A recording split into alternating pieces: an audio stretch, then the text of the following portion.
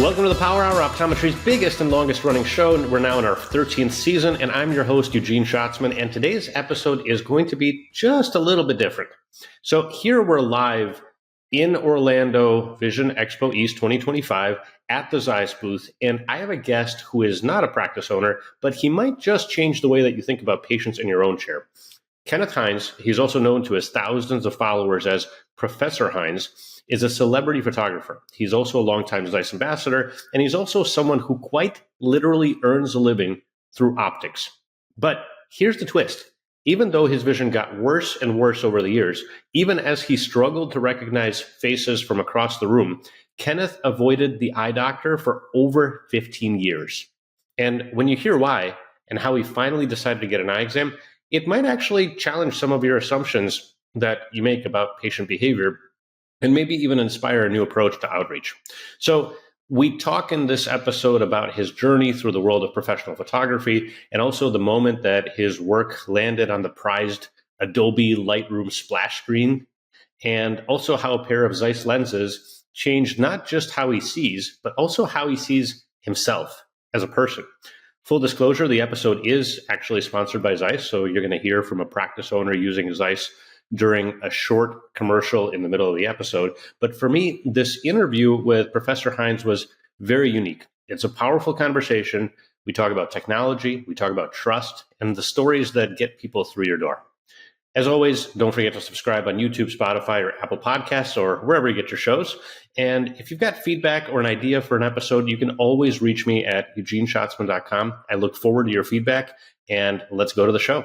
Welcome to the Power Hour. We are live in Orlando in the Zeiss booth, and I have met a number of celebrities here in in Orlando and at the show. And one really interesting and intriguing individual is this gentleman standing next to me, Professor Hines. Kenneth Hines. What do I call you? I mean, it's really, your work is has some really interesting impact and some very interesting stories behind it. So welcome to the show, first of all. Thank you. Thank you. And, tell me, Kenneth or Professor? I always go by Kenneth, but even though I tell people Kenneth, they'll still say Professor Hines. Right. You got a big following, and they all call you Professor Hines. But anyway, we're friends now. So, Kenneth, welcome to the show. Excited to have you on. And I think, this is not a regular interview for the Power Hour because we're not necessarily talking to somebody who, owns a medical practice. So I think it would be helpful for the audience to better understand your work. You're a photographer. I'll start there. Tell people a little bit about your history and how you got into photography. And, maybe we'll talk a little bit about some of the influence that your work's had. So I got started in photography through a family trip that was come June 25 years ago. Wow. In a road trip that my great aunt and uncle did in a 30-foot RV, driving from Atlanta to Toronto, Canada, and then to Fairbanks, Alaska. Wow. And my aunt gave us kids those little Kodak FunSaver cameras and said, fill them up. And I took that literally. And that's where my love for photography began. And it was just simply about memories of remembering the places that we had gone. And never did I think that this would be a career of mine. That didn't come up until many years later. Another aunt of mine gave me my first digital camera in December 2007. And my senior high school economics teacher in 2008 is the one that told me, I think you should consider photography as a career. An economics teacher told you this? Because she saw the images that I was taking around school and she thought they were really good images. And she said, put your images online and just see what people say about it. And she even helped me start an LLC business. And she said, well, here you go. Now it's your job to move forward with this and do something with it. And originally I thought, I can't do this. This wasn't on my radar. But I went off to college and it just took off from there to where I loved it and just fell in love with it. And now professionally, this is my 17th year Wow, as a professional photographer, and you have had quite an impact on the industry. I know there's a lot of people who follow you. There's a lot of people who follow you for tips and training. I know you lead digital training as well. What's one of your favorite images, or what's one of the ones that is kind of a cool story? So immediately, I go to an image that I captured in 2018, and I was actually on a flight from Atlanta to Boston, and there was a lady that was sitting right in front of me, and we were preparing to land, and she's gazing out the window, like in very deep thought and looking out at this gorgeous sunset. And so I captured the image, and I thought, it's an okay image. And I decided to send it to a cousin of mine and a couple of friends just to see what their thoughts were. And they were like, this is an incredible photo. They're like, you should really show that woman that image. And I said, really? You think so? Even now, people look at my images and they just think, oh, that's an incredible photo. But I don't always see that initially. Like, I like it because that's why I took the image. But I just don't think it has that wow factor. But it was a time when I took that image, and when they sent a response back saying to show her, she was getting off the plane, and I said, well, if I see her in baggage claim, I'll show her. I never saw that woman since, and that has become such a staple in my portfolio to where so many people have gone out and replicated that image on trains and planes, buses, and share them with me and saying, hey, I took a photo like yours. So it's one that has just stuck with me because many of my community have really loved it and gone out and replicated that for themselves. And I love when people share images with me. Yeah, so you don't see that necessarily as, copycat, whatever, I don't know. Oh, industry absolutely people call not. it posers or whatever. This is truly for you to do something new in photography. It's something that you kind of get a compliment when somebody replicates it. Yes, I love to see, because here's the thing. When I see that, especially those that are really good, they'll send me something and I'm like, my gosh, I wish I took that photo. It just makes me want to do better than the photo that they took. Neat. So I'm always improving my work. So I never stay stagnant. I'm always trying to figure out how can I improve on what I'm doing. So I definitely encourage people to do that, because what I do is I'm wanting to educate people, and I'm wanting to influence people and really get them involved. And for a lot of people, especially during the pandemic, that was something that they didn't know that was of interest to them. They found me online, they liked the content, and they got into photography themselves. So I love that. Yeah, that's fantastic. Now, I know that one of your images, at least that I've seen, has been used by software that my employees are using every single day, Adobe. Talk about that and how that came to be. So I began working for Adobe back in 2019. And a great friend of mine who we were at a Sony retreat, because I actually come from the Sony side as a former Sony ambassador. And I was at a retreat with them. And there was a lady that was sitting next to me on a bus ride. She was like, can I sit there? I was like, sure. Had a conversation and, went well. And afterwards, she got the job of her dreams, to work for Adobe for the Lightroom team. And one of her first projects she called me for. And I sent in a number of images to do these tutorials that are within the Adobe Lightroom application. Okay. And from that, one of the images was noticed, and they wanted to use that as the splash screen for the application itself. And I thought it was so unique because it was a worship image. Most people don't really know about my worship side of things and my involvement with churches and the work that I've done there as a director for video, as well as photography. And so it was a very special moment because it was a moment taken during a church service during prayer. And that's the image that they wanted to use. What was the exact image? It was the image of two congregants that were holding hands together during prayer, as the pastor had asked everyone to join hands. And so they stretched hands across the church, and they were in the aisle. And I just got a nice tight shot of their hands. And, everything else in the background was just thrown out of focus. And, that was the image that they went with. That's cool. And I love to see the passion in your face as you, and for those of you watching on YouTube, the passion in your eyes as you kind of described this work. And now anytime anyone opens the application, they see that image as the splash page, right? Yes, it was. So that image was used for the 2021 year. So I'm in a very small class of people who have had their images on the application. That's really cool. So, and I can imagine from a technology standpoint, I know I have lots of friends, and of course we have a video team in my office, in my business, and I kind of get the sense that you can never spend enough money on technology that you're using on a daily basis. So talk a little bit about the kinds of technology that you look for, and really also the evolution, right? You've been doing this professionally for 17 years. At what point did you start realizing that you got to get a better camera? And what does a better camera even mean?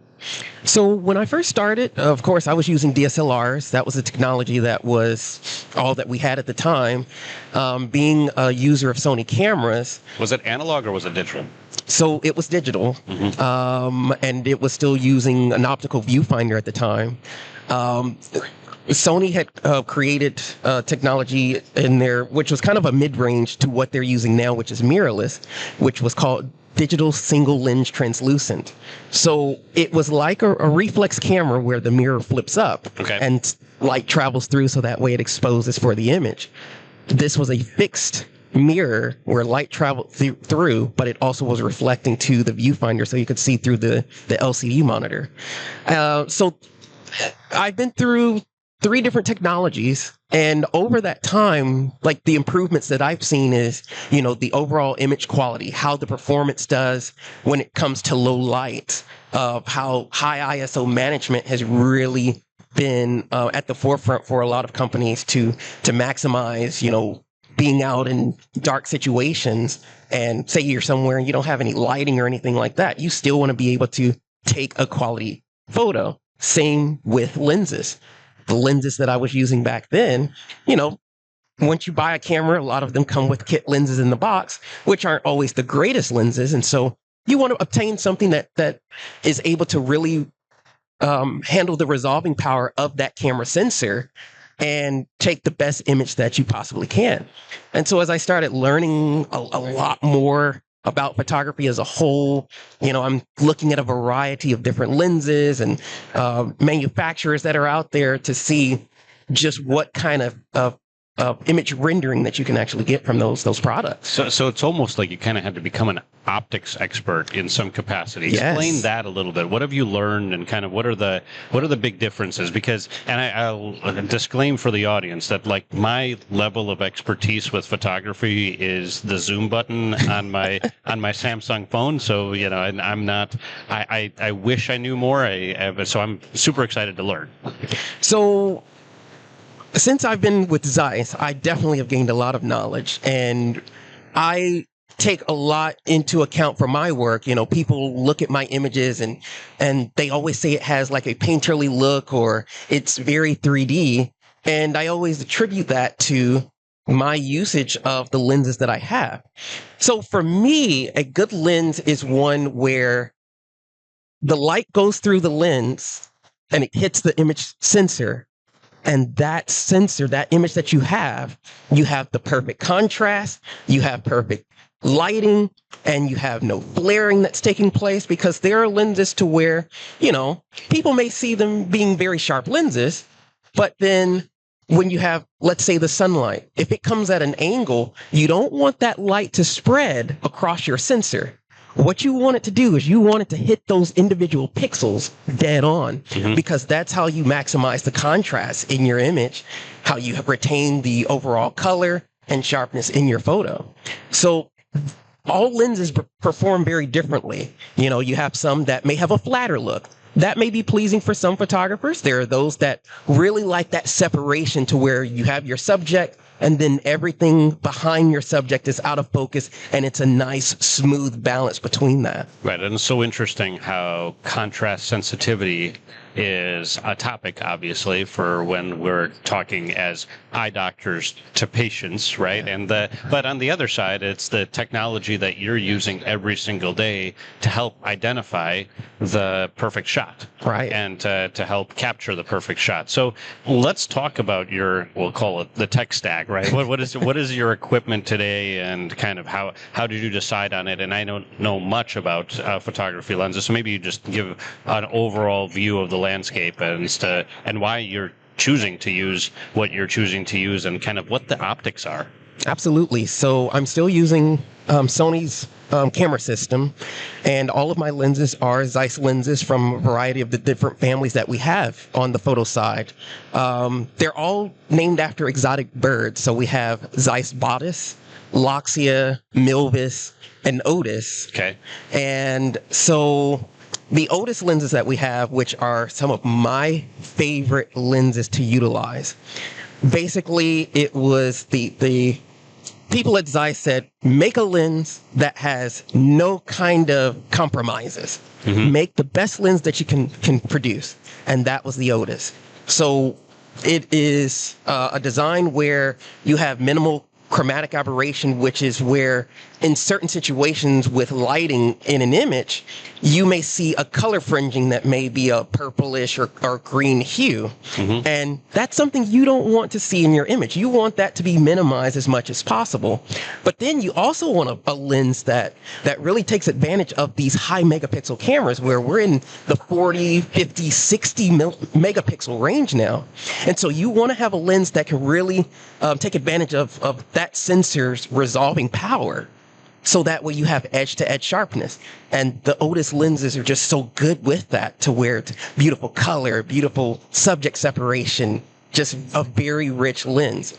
And now it better be that way, because it's a $5,000 lens too. Right. So it is among it's the highest lens that you could purchase within the Zeiss family. Now, it also sounds to me, though, that when you said the no compromises, when you talk about compromise in lens design, what does that really mean to you? Because, again, you've got 17 years in background in this. Yes. So compromises take place when you're trying to make a lens that's, say, lighter, smaller, because you want something that's easy to travel with. You don't want something that's monstrous that you have to tote around, especially if you're someone that may be hiking, walking for long distances. So there are compromises that are made in the optical design of that lens. So, for instance, you may have a lens that needs to be corrected a little bit more heavily than other lenses. So you may have a little bit of barrel distortion. So what's done is, with software, when you're editing your photo, you can actually go in and they'll have the profiles for that particular lens, and you can select that and it will do the correction for that distortion on your lens. So that's relying on the software to fix some of those discrepancies in the lenses. So that way you have a design that is smaller, much lighter, without having the weight of, a meteor lens. Because depending on where the technology is at that time, let's say you have a lens that's an aperture of 1.2. That's going to be a very big lens, because that's a wide aperture opening that the light is going through.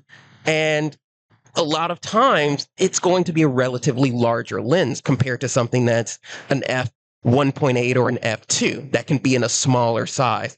So how do you get a lens that's that wide of an aperture into a more compact body, but then you're not compromising too much of its quality? Interesting. That's what you have to kind of really take into account when you're looking at various lenses from different manufacturers. Okay, so now that you've got the tech, talk to me about what it takes to be a professional photographer, or even to be a hobby photographer. Like, how do you figure out what to take a picture of?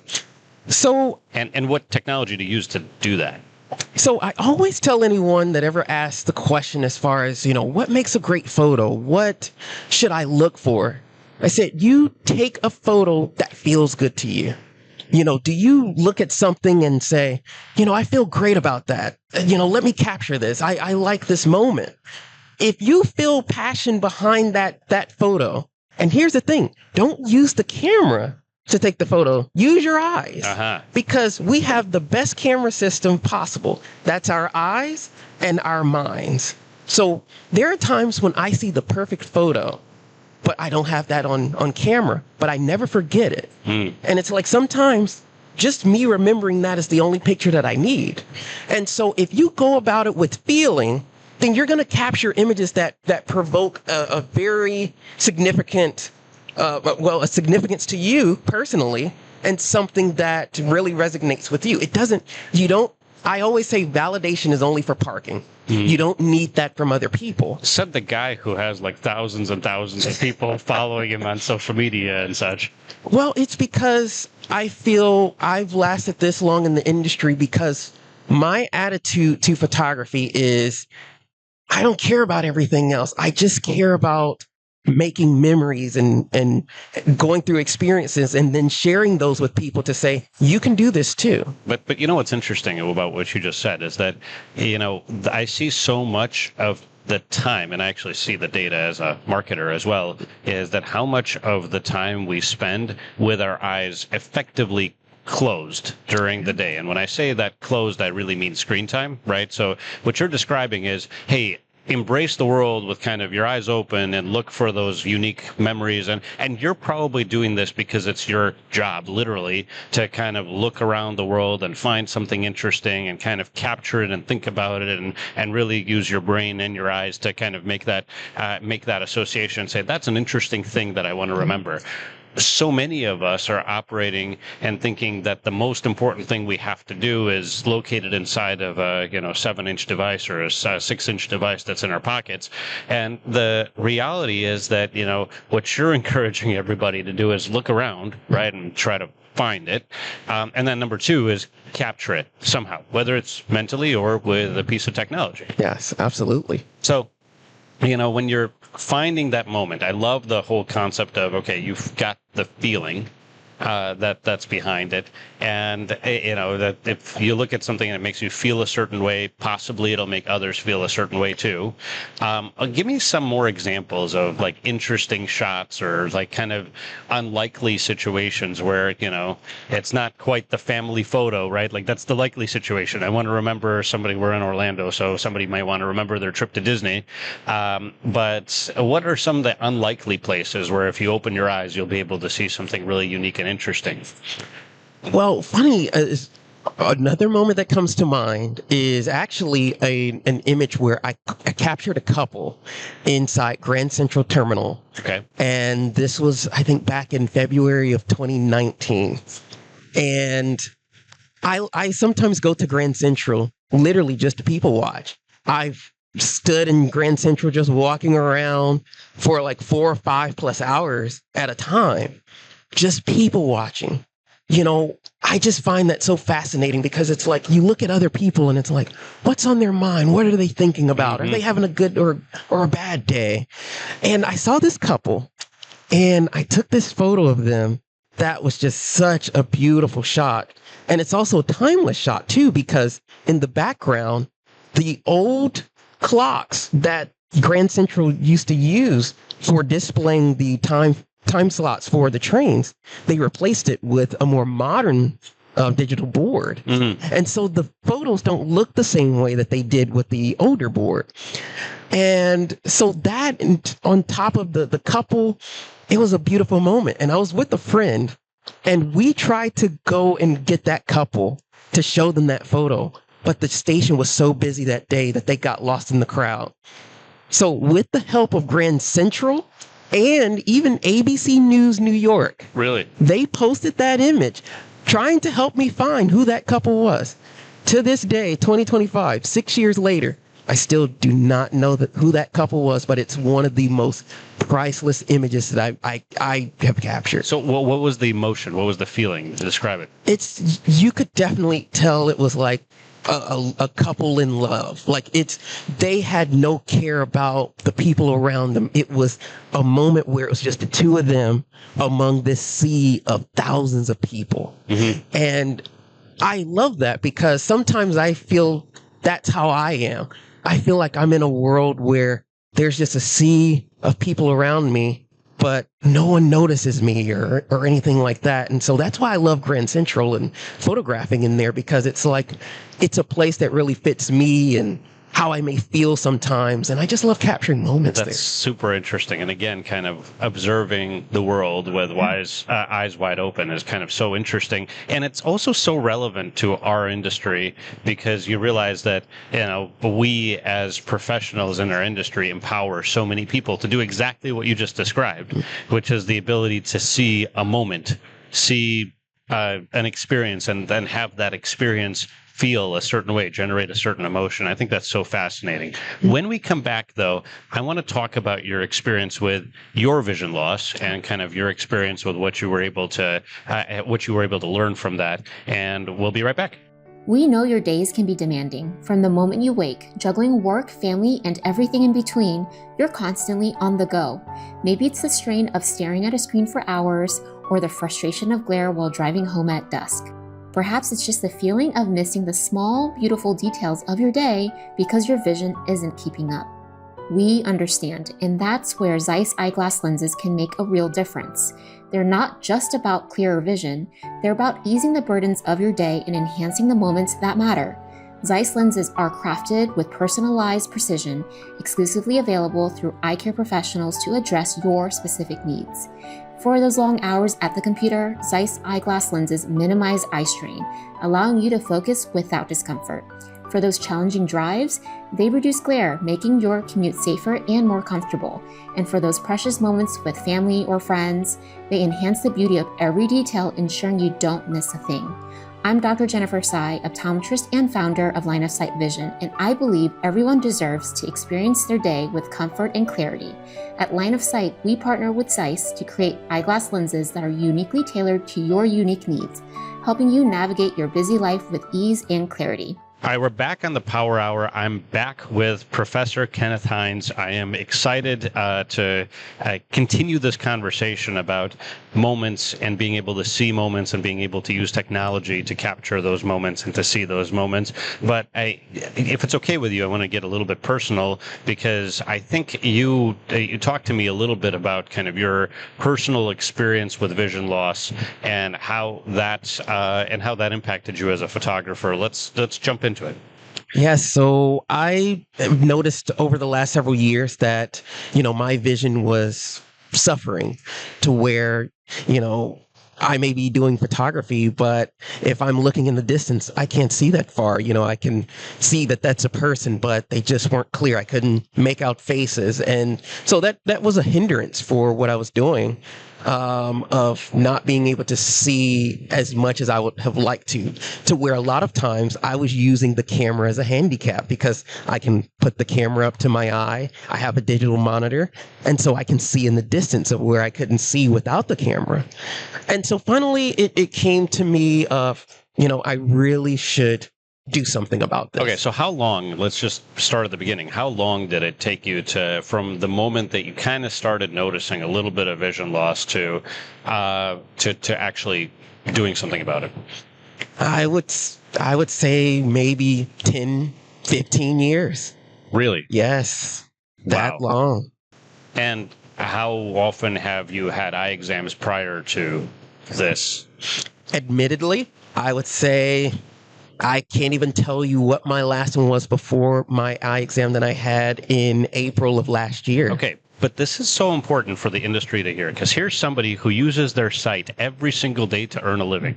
Right? Like, you literally, and the work that you do is so impactful because you literally notice something. You use your vision to notice something, as you described in the first half of this episode. Then you identify the thing that you just described. Then you use technology to capture it, and then you get it out into the world. And thousands, in some cases, millions of people are looking at the image that you created and are reacting to it and have an impact on their life from images that you create as a professional photographer. And here's a guy who is not able to see, and he doesn't know that he needs an eye exam for 10 to 15 years. That's, it's a little bit mind-blowing on one end. On the other end, I am sure there's millions of people, probably tens of millions of people, who are exactly in your same shoes, who just haven't been to the eye doctor. And that's a come kind of about a year and a half ago, I kind of set my sights out to learn more about Zeiss as a whole. And so I wanted to learn about a different division of Zeiss. Vision was not a part of that originally. Now you're somebody who, I mean, full disclosure, you're somebody who who has a contract with Zeiss. You use their camera lens technology, so you're like, okay, I'm a little bit partial to this company. Right. My career has been with Zeiss for 17 years. I've used Zeiss's lenses and I've used Sony's cameras. And you would think that someone who has been an ambassador for the photo division for over 6 years would be cognizant about getting a regular eye exam if my education that I share with people is on lens technology, having the right optics, making sure that the image quality that you see is perfect. But and then I'm paying for insurance that I was not using, which was idiotic. And so it's like, no, I'm paying this money for insurance. I need to use this. So what prevented you from, I think doctors are going to be fascinated by this, by this part of the conversation. So what prevented you from having to go see, or from going to see an eye doctor, even though you're a little bit aware of, maybe my vision could be a little bit better? Honestly, I really don't know. I just feel like that, I guess, especially with males, I feel like their resistance to go to any kind of doctor is very, very low. Well, because we're clearly superhuman, so and we never get sick, right? And if we do get sick, it'll just work itself out, right? And so I just I knew something was there, but still did nothing because it was just the thought of, going to the doctor. I don't know about that. But, I just had a turning point to where I said, this is basically stupid. I'm just going to be plain. Okay. It was stupid. So you went to the eye doctor for the first time last year, and what was that experience like for you? So if you could imagine, I'm thinking, oh my gosh, I'm going to go in here and I'm going to be told the worst, that it's like I got all kinds of things wrong with my eyes. I'm like, that's what I'm hearing what the diagnosis is. Mm-hmm. But yet I rather prolong it and finding out now. Right. And just putting it off and waiting even longer and probably making it worse. Uh-huh. And so I said, that's a crazy way of thinking.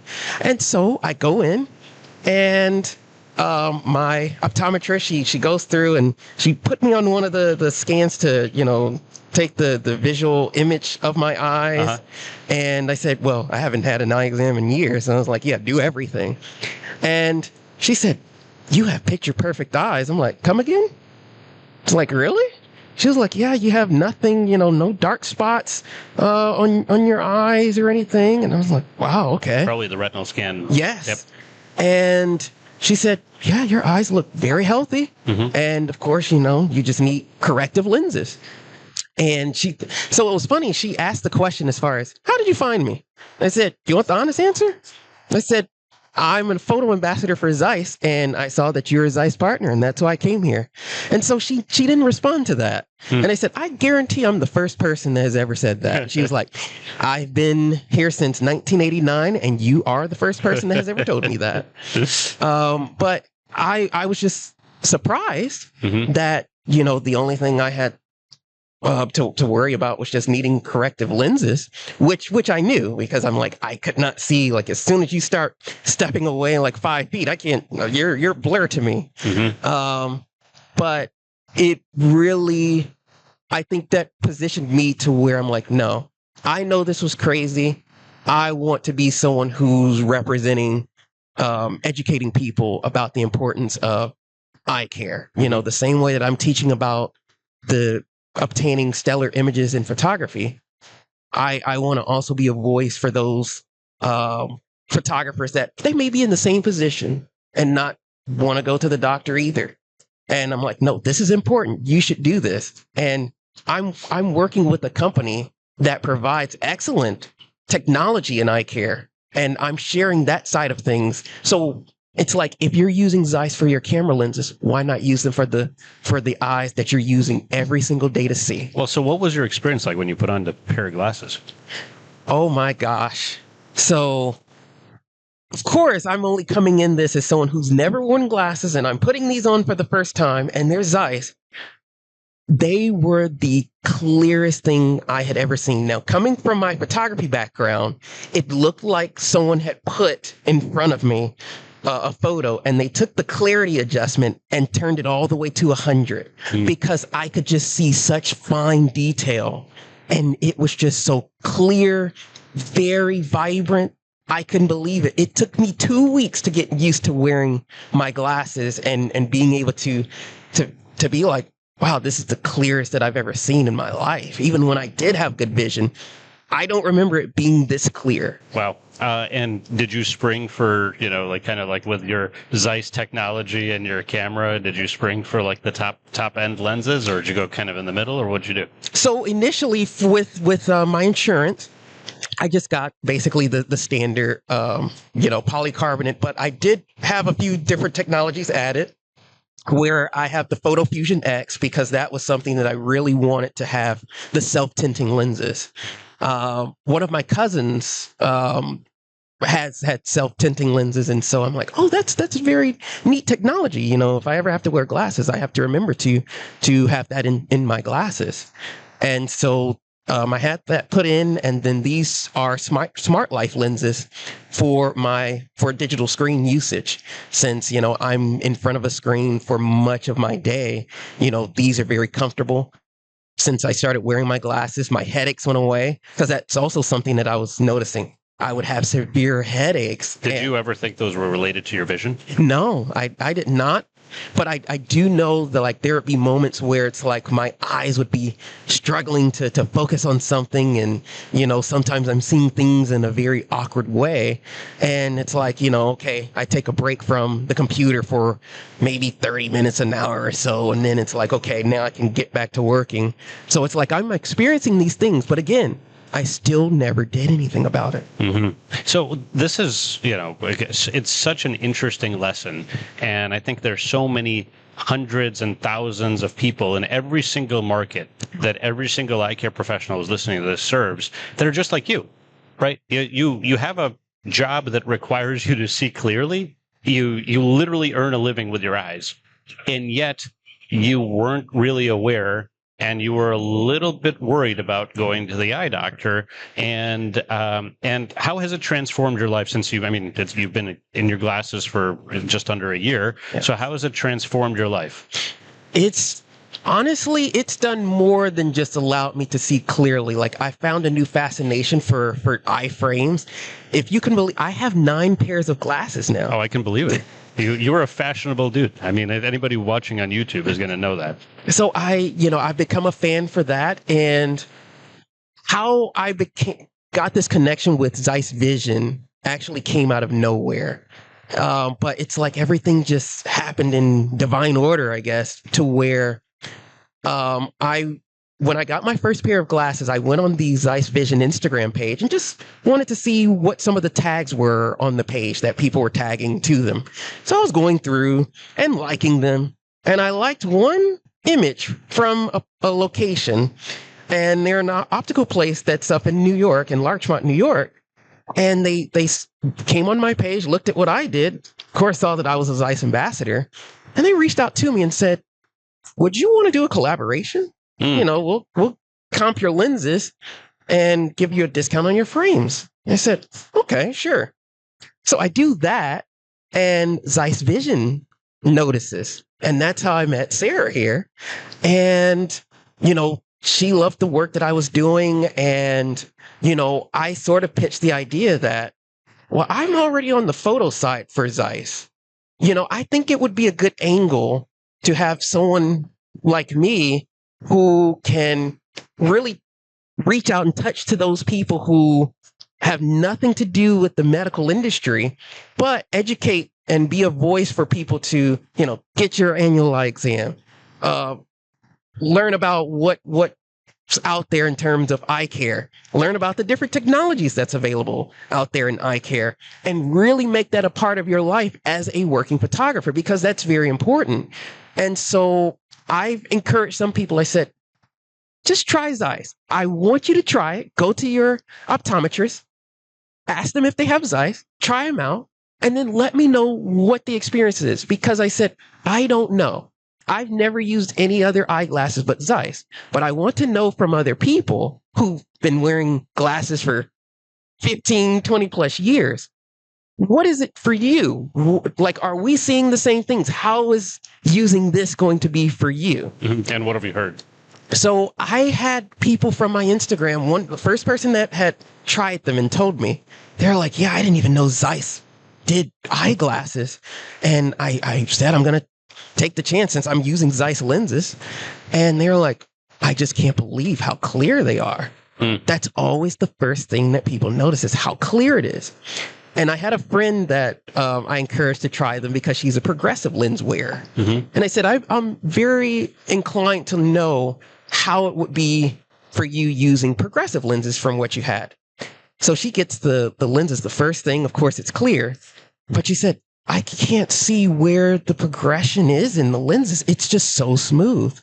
And she said, now she has drive safe lenses since she's behind the wheel often. And she was like, I actually can drive better because I can see clear. I can see more. And I was like, oh, that's very interesting. Even with sunrise, she's going to work in the morning and she has the light beaming in front of her. She was like, I noticed that these lenses actually made the glare diminished. Mm-hmm. She was like, this was actually better to see through. And I was like, really? Like, that's an interesting note. Because I haven't experienced that because I'm not out, at those times of days. So it's, been very interesting to see what people's responses have been. But I'm just glad that people are taking up my challenge to them. Yeah. Just try Zeiss and tell me what you think about them. Well, so the interesting part for me as well, in addition to your experience with these Zeiss lenses, is the fact that you've gone from seeing your glasses as a medical device to seeing your glasses as a fashion accessory. Because I assume that all of your 9 pairs of glasses, they're not the same frames. No. And they, so how is that, talk a little bit about how that's impacted your life as well. It's impacted me in a way to where for the first time I've been comfortable doing things like this. Typically, I was someone that was always preferring to be behind the scenes. I didn't like people seeing me. I didn't even like having a profile photo of myself online. So many people didn't even know how I looked for many years. And just in this past year, this is the first time that I'll willingly pull out my phone to take a selfie. That never happened before. But I feel like my face just works with glasses, me personally. And it's made me a little bit more confident in myself. And I just love how I look with glasses, and I love the assortment of frames, and especially coming to this conference for the first time, I just wanted to see how, if I'm working with Zeiss Vision, I really want to be more educated as far as the technologies that are out there, or the companies that are out there, what's being talked about. So in reverse, like how you said, you don't know much about photography. I know very little on the optometry side, but I'm here because I want to learn, because what I learned here from people like yourself and those that are around, I can better position that information in a way that it can be engaging for my viewers who are coming at my content as a photographer, but they may be in the same situation as mine, but a doctor may not know how to target those kind of people. So that's actually my last question to you is that, what could someone have done in the last 15 years? And obviously you're trying to do some of this work now, but what could somebody have done in the last 15 years to convince you that it's not scary to get an eye exam? You should go get an eye exam. You should go get your vision corrected. It's actually going to make you more confident. It's going to help you with the things that you do every single day, and it's going to help you professionally. Right? Like, I feel like eye doctors are sitting here listening to this, and they might be frustrated. They might be like, I know I have these thousands of people in my community. I just don't know how to reach them or what to do. So what would you say somebody would have had to do for you over the course of the last 15 years for you to say, yeah, you know what, I guess I will go get an eye exam? I would say I really don't know what could be different. But I will say this as far as me being an educator in the photography industry and how I teach in a manner to where whether you're a professional of many years or someone who's just starting today, you can learn from the content that I share. It's basically taking what you all do, what you all share, and breaking it down in a way where people really understand it more and it can be relatable. Because I feel like a lot of people utilize social media as a way to pretty much get all of their information. But it's like, how can you actually share the information that you have in a way that's engaging, will capture someone's attention to where it's like, oh, I never thought about that.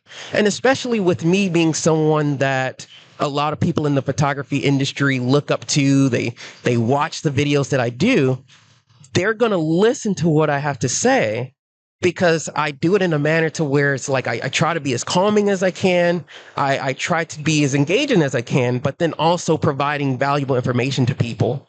So that way they are, very cognizant about what's going on.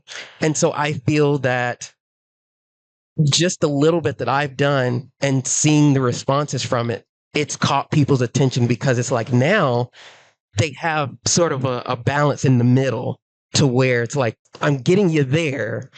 Once you finally put two and two together that, oh yeah, I'm using their lenses. I didn't know they have eyewear, but now that I know, let me check this out. So I'm going to think about this episode as one where the tech geek photographer who is an optics expert goes to the eye doctor 15 years later than he should and becomes so passionate about eyewear that he gets 9 pairs of glasses, and it improves his life, it improves his confidence, and improves his ability to do his job. And now he's advocating for everybody to get an eye exam. Kenneth, thank you so much for the work that you do. Such a pleasure to have you on the show, and thanks for everything that you're sharing and all the impact that you have on the world. Oh, thank you so much, and thanks for having me. Thanks for listening, everyone. This episode was sponsored by Zeiss. Zeiss has been an innovation leader in optics for nearly 180 years, and they are not slowing down. They're pioneering high-quality lenses, pushing boundaries of coatings and digital centration technology. Zeiss is definitely on the forefront of real innovation in the optical space. If you'd like to learn more, please see the link in the show notes and get in touch with a Zeiss rep.